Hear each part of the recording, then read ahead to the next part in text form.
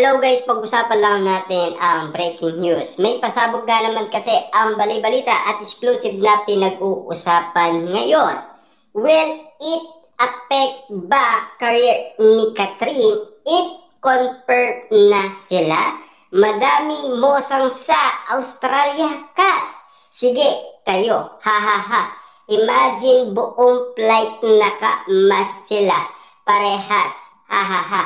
Grabe nga naman kasi ang inala umano ng karamihan na baka kasi maapektuhan nga naman kasi ang career ni Catherine Bernardo dahil sa usapin Mayor Mark Alcala at Catherine Bernardo dahil sa kanilang paglantad dahil hindi nila kaya maitago yan sa mga netizens, sa mga sawsawerang kapitbahay, lalong-lalo na sa mga Delulu fans. Yan kasi ang sinasabi umano ni Mami Min Bernardo kay Catherine Bernardo na pag-isipan niya ng 100 times. Kasi naghihintay lang daw ang mga haters ni Catherine Bernardo ng pagkakataon na magkamali si Catherine Bernardo, lalong-lalo na sa katigasan ng ulo ni Catherine Bernardo.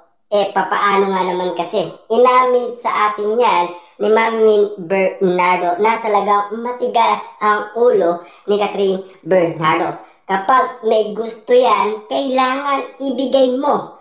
Kasi magwawala daw yan at magagalit daw si Catherine Bernardo. Kaya nga naman kasi ang iniisip ng karamihan, baka nga naman kasi maapektuhan na ang career ni Catherine Bernardo sa kanyang showbiz na matagal niya nang pinag-iirapan. At lalong-lalo na, kitang-kita niyo naman siguro ang mga sinasabi ng iba't ibang mga tao ayon sa kanilang nakita at naririnig umano na kumakalat ngayon sa social media na trending at viral na viral, lalong-lalo na pinag-uusapan, pinagkakaguluhan at pinagpipestaan ng iba't ibang mga tao. Siyempre, wala na tayong magagawa dyan. Kung sakasakali man si Catherine Bernardo ay magkamali at maapektuhan man ang kanyang career,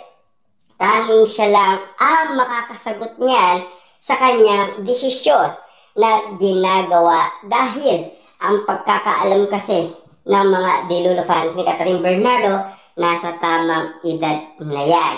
Hayaan na natin siyang ibigay ang desisyon kung sakasakaling siya naman ay magiging masaya sa piling ni Mayor Mark Alcala. Ika nga kasi ng iba, baka si Catherine Bernardo ang makatulong umano kay Mayor Mark Alcala.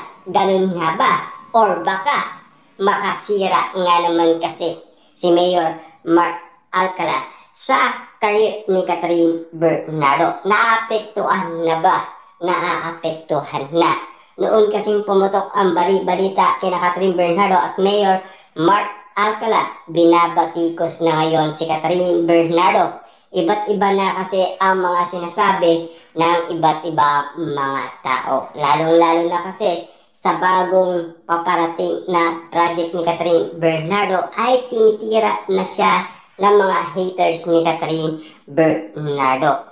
Pero kaya nga bang pabagsakin ng mga haters ni Catherine Bernardo si Catherine Bernardo kung sakasakaling siya ay kilalang kilala na, hindi lang naman sa Pilipinas maging sa ibang bansa? Kita nyo naman, popular na si Catherine Bernardo. Ang daming mga endorsement at lalong-lalo na lalo pa siya yumayaman kasi siksik, liglig at umaapaw ang natatanggap na blessing ni Catherine Bernardo simula iwalayan niya. Lalong-lalo na kasi maraming sumusuporta umano kay Catherine Bernardo at lalong-lalo na marami umano nagtitiwala sa kanya. Kita niyo naman ang Hello Love Again nila ni Alden Richard. Pumatok sa takilya, 11 days pa lang, 1.6 billion na kaagad.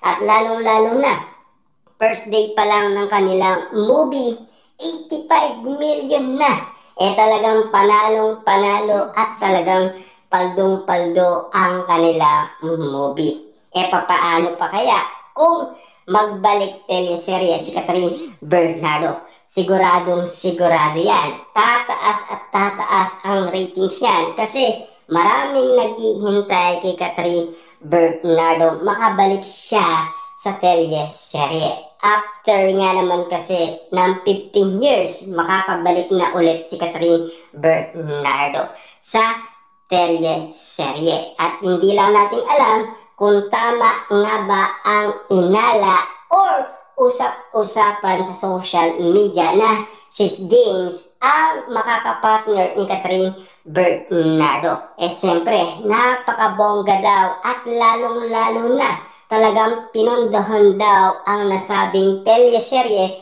na project kumano ni Catherine Bernardo at James. Lalong-lalo na, first time daw na magsasama sa iisang teleserye ang dalawa.